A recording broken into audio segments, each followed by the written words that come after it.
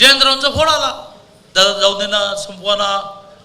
मी म्हटलं वार झाला तर प्रतिवार झाल्यानंतर संपणार.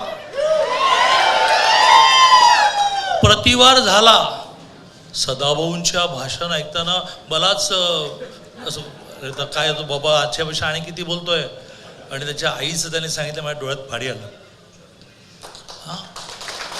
त्यामुळे जी काही परतफेड करायची ती परतफेड झाली आजच्या सभेने. आता रावण जाळवे आणि आपापल्या घरी जाऊया. गोपीचंदचा वाढदिवस साजरा करायचा आहे, मला संग्राम देशमुखच्या घरी जेवायला जायचं आहे. एक त्यांचा पिल्ला असं म्हणाला की या सभेत काही जर बोललात तर परिणाम चांगले होणार नाही. हे बांगड्या भरलेत काय?